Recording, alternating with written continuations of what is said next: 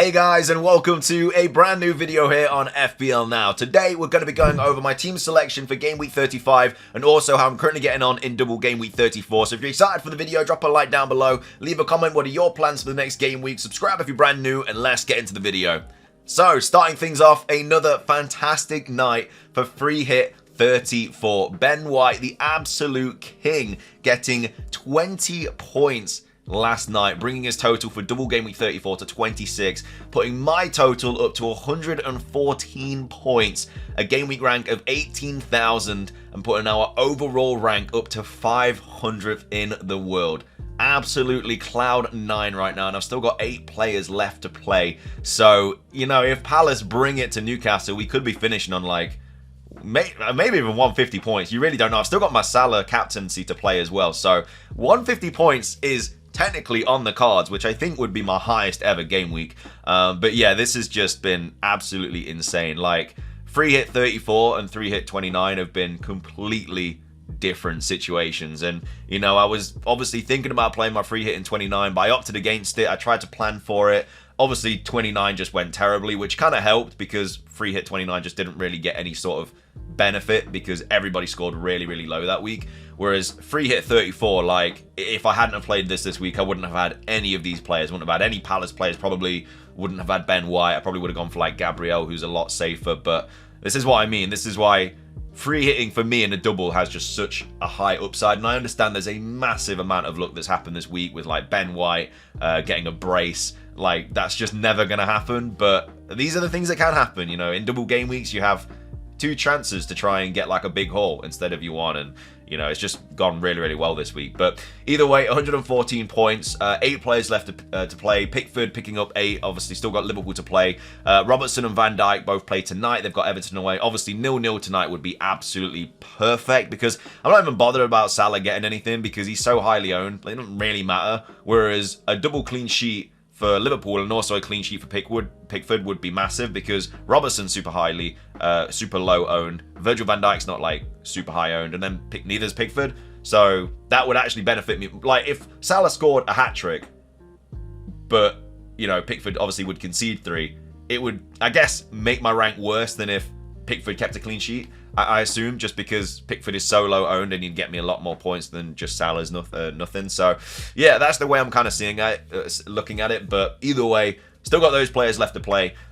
We've got Eze still left to play. We've got Salah who's still obviously yet to play, and Elise as well. Also Ødegaard. Like, I was very close to going Havertz over Ødegaard on the free hit. Doesn't really matter in the grand scheme of things. I think Havertz finished on like 17, 18 points. Ødegaard finished on 20, so it didn't really matter that much.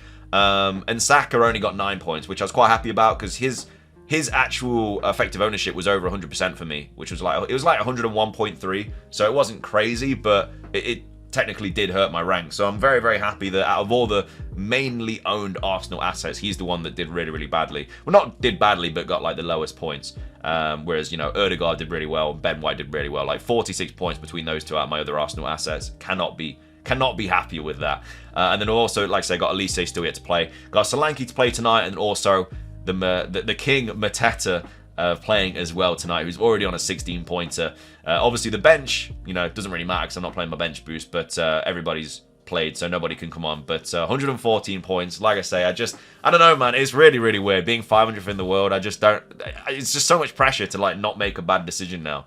And it's a bit weird, it's a bit scary. Obviously, my highest ever finish is, like, 700th in the world, and I've never been 500th in the world, so we'll see what happens. Like, tonight, it could go even better. And, you know, Palace could do really well. I could get, like, say, that Liverpool clean sheet. We'll have to wait and see. But, you know, we could be finishing the week at, like, 300th in the world, which is crazy. I'm still, like, 100 points off first, which is ridiculous. Like, how can we be 500th in the world and still 100 points off first? Like, I see a few people in the comments saying, like, you can still go and win it and stuff. Really appreciate that. But 100 points in, like, 4 game weeks is just not going to happen. So, I appreciate the confidence. But, yeah, I didn't realize how far off I still am from, like, number 1. So, it is what it is. I mean, a top 1K finish is obviously the kind of dream now, and it's possible, you know, it's possible.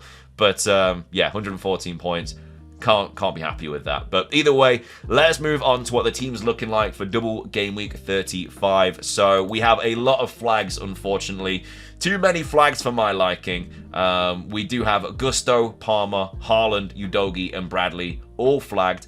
Foden was also not in training, so that's not ideal. So I technically could be having 6 players flagged. Obviously, Bradley and Udogie are definitely out, but like I say, Gusto, Palmer. I mean, Palmer's just ill, so he should obviously be fine.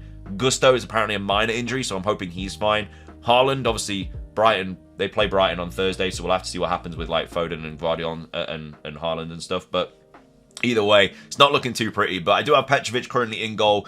Not super ideal about having him after they did just concede 5, but that was Arsenal away, so, you know, fair play. I think Villa away and Spurs at home hopefully goes a little bit easier, but I'm not really expecting a clean sheet in either of those fixtures. A lot of people are owning Nicholas Jackson on the wild card as well, and he's an interesting option. You know, I'd probably prefer to have him on my team than double Chelsea defense, but you know, he's getting all these chances. He just can't finish his dinner, unfortunately. But either way, for me, I've got Petrovic in goal. I could play Onana, who's got Burnley at home, who probably has, like, just as much of a chance as keeping a clean sheet. But I'm just going to go for the double game week goalkeeper. Why not? Might make a couple of saves. You never know. And Burnley could easily score against United. You know, they did just concede 3 to a championship side and nearly lose that game, to be fair. So, yeah, Burnley could easily score against them, even though it is at home at Old Trafford. But anyway, Petrovic in goal with Villa away and Spurs at home.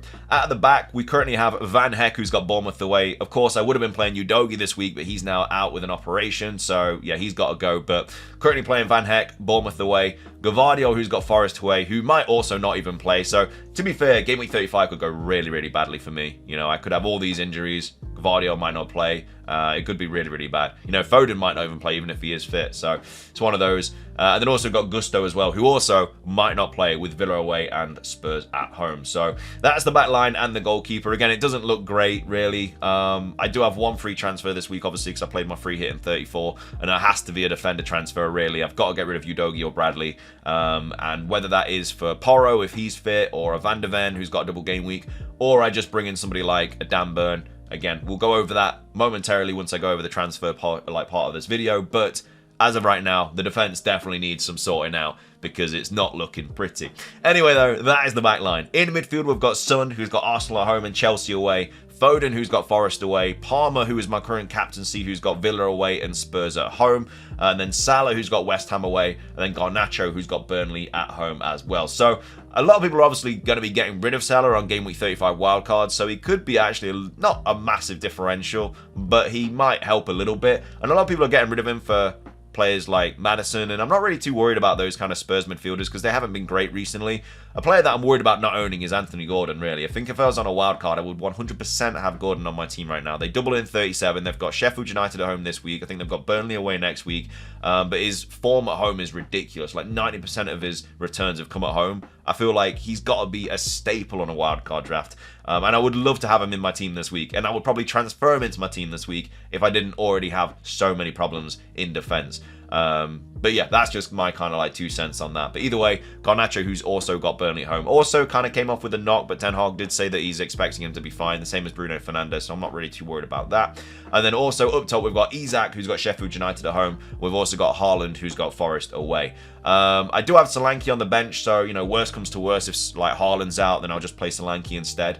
But yeah, we're kind of, we're back. My back's a little bit against the corner for this game week. Like, all these injuries have just been really, really unfortunate. Like, Gusto and Palmer, Haaland, like, all picking up injuries. Like, the Udogie operation came out of nowhere. Like, I bought Udogie in my game week 30 wildcard for these doubles, and now he's had an operation. But there was never any information about him needing this operation. Like, if I knew that, then I would have brought Porro in or something like that. But it is what it is, so I need to kind of sort that out. But this is what the team is currently looking like for double game week 35.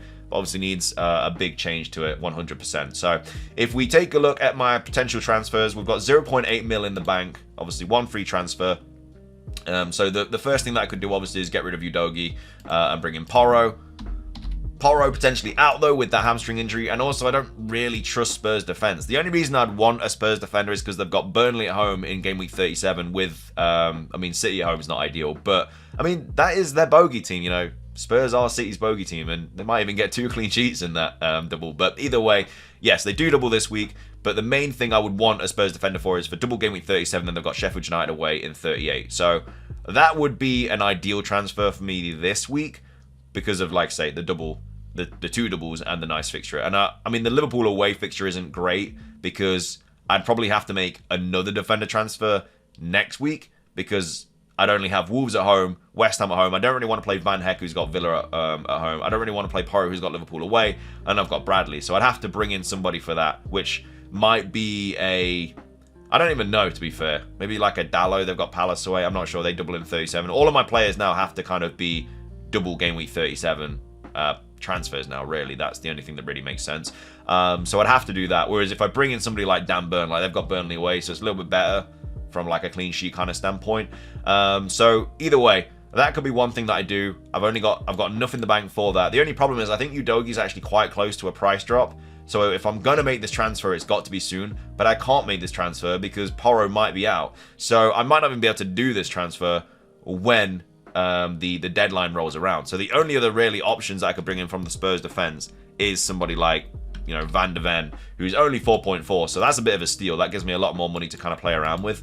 But at the same time, he doesn't really offer a lot. I know he scored a screamer against Forest, but apart from that, like, look at his points. Like 1-0-0, 1-2. It's like Morse code over here. So I don't really want Van de Ven in the team. The only other options as well are like Emerson Royale, Davies, and stuff like that. But we kind of have to wait and see what's up with Porro. So if we just don't get any like Spurs news, I'm probably not going to risk it. I can always bring a Spurs player in for game week 37. I don't have to bring them in now. So the only other option would be, I mean, I think I can bring in Shah if I really wanted to. Yeah, I generally could bring him in. So that would be my game week 35 transfer, and obviously play him, who's got Sheffield United at home. Game week 36 rolls around. I would probably make another defender transfer, but at the same time, I don't really have any decent transfers to... I don't really have any money in the bank for that. And I also have to get rid of Solanke as well, who's one of my strikers, for a double game week 37 player. So let's say I bring Shah in. Game week 37, I might just roll, because then I can just play Gusto. Yeah, I could play Gusto, Shah, and Vardiol, and then three. Yeah, just, I don't know, because then I've got Solanke as well. Unless I play a 3-5-2, I'd probably do that. I'd probably do a 3-5-2 there, and then game week 37 rolls around, which is a big double. So I would get rid of Salah in that game week, bring in probably, it'd have to be between Bruno Fernandes and Gordon. And I think I'd probably just bring in Gordon, to be fair. I don't know. I mean, they've got that really nice home fixture. And then I'd have 7.4 mil in the bank. So I'd have two free transfers in 37. So another transfer would have to be Solanke and Bradley out. So I'd take a -4, but then I'd have 100% 15 players playing, hopefully, and obviously that's when I'd activate my bench boost. The only other option that I could really see though, like for game week 37, I'm trying to think who makes sense to bring in. Obviously Porro is a player that I would bring in for 37, and then I'd still have 13 mil to bring in a striker. I just don't know which striker that would be. I could bring in Højlund because obviously I've already got 2 United players, so I could bring Højlund in, and they've got an okay fixture at the end of the season. There's not really any other strikers that really jump out at me. Yeah, it'd probably have to be Højlund, to be fair, which again isn't the best player to bring in, but at the same time there's not really any other options. I can't do that, the O on my keyboard, so just imagine that Højlund's there. And then I'd have 15 double game week players for 37, barring any injuries, and that's just with 1 -4 hit. And then obviously game week 38 rolls around, and yeah, I'd probably just take a punt on a random player. Like I'd bring in somebody random for that week, who's obviously not got a good fixture. So that's currently the kind of situation that I'd be in moving up to game week 38. But like I say, we don't really know what's going on with this game week. Like Gusto might be out for a while. You just don't really know. So that all comes into consideration as well. But to get here with only 1 hit and like 15 players in game week 37, I'm absolutely fine with, because then I can play my bench boost and properly just hope for the best. Whereas, you know, that's just if everything goes well. But we'll have to wait and see. That's my current plan, though. Let's get through game week 34 first, though. Hopefully get as many points as possible for this, because I might be having a very bad game week 35 in regards to injuries and everything like that. But either way, thank you so much for watching. If you guys did enjoy, please do consider hitting the like button down below. Let's try and hit 50 likes. Leave a comment. What are your plans for double game week 35? How are you getting on in game week 34? Subscribe if you're brand new. Ring the notification bell. So everything from me. Have a fantastic rest of your day. And until next time, peace.